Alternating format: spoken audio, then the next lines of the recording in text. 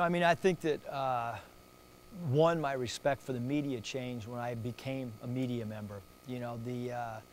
Maybe one of the hardest things I've ever done is I did ESPN Radio Game of the Week. And the very first, I'll never forget it, we flew into Detroit. We had a game that afternoon, and ESPN handed me the little tape recorder and said, you need to go interview Coach Brown. We need 3 minutes of you and Larry Brown talking basketball. And Right. as I went up to approach Coach Brown, I broke out in a sweat. It was the most nervous I've been. I mean, I would have rather been in front of 20,000 people with 2 seconds to go, down 3, having to diagram a play, than have to go interview him because, to do your job, you got to ask difficult questions that fans want to know, and so you can't just do fluff stuff all the time. And it was tough, because you want to ask, the night before, why did you do this? What was the substitution thinking? And all that stuff becomes so sensitive. So I, had a greater appreciation for what media people have to do. And then when I started doing actual games on TV, and maybe you don't agree with something the coach did, you all of a sudden learn the next time you coach, hey, don't be so sensitive.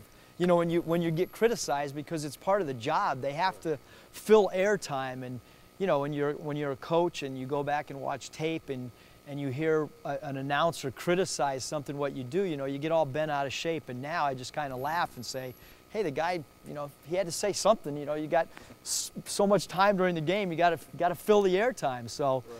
I have a greater appreciation. I think I'm much more laid back on not everybody's out to get you and not everybody's trying to take a pop shot. It's just Sure. human nature on a job someone has to do. And then on that same token, with the coaching tree that you talked about, all the different coaches, how has that molded you overall? Well, I think each coach, when I was around Mike Fratello, I became a much better defensive coach because Mike Fratello is one of the greatest defensive coaches our game has ever had. And so you pick up, defensive drills and philosophies and how you teach closeouts and all the little nuances. So each guy, I feel like I've become a better coach.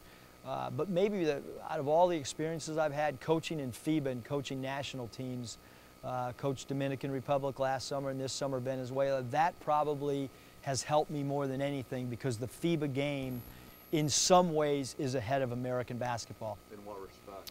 Ball movement, 5 players involved. The shot clock's a little bit longer, and therefore, your offensive concepts can involve more players than just quick hitters and isolations that you see a lot in NBA basketball. I know you mentioned earlier that in your eye you'd much rather be a head coach even if it's with this team than an NBA assistant. But just later down the line, is your hope to still return to the NBA head coaching ranks or the college level? Yeah, I mean, I'm real happy doing what I'm doing. I feel like I'm with the best organization in the NBA as far as an affiliate. In the D League, I love the guys that are my bosses. They're easy to get along with, and LA is a premier place to live. So for me, I'm in a great situation. When you look at the future, when I was younger, I was always worried about what was going to happen next year, or 2 years, or 3 years. When you hit a certain stage in your career, I think you learn to enjoy the moment a little bit more. And again, like I said, everybody in the D League wants to get to the NBA level. Some people just probably want to get there a little bit more than others, and there's some D League coaches that are real young and probably really aspire, to try to get their foot in the door any way possible. And I've learned that being in the right situation is as important as anything, especially at the next level.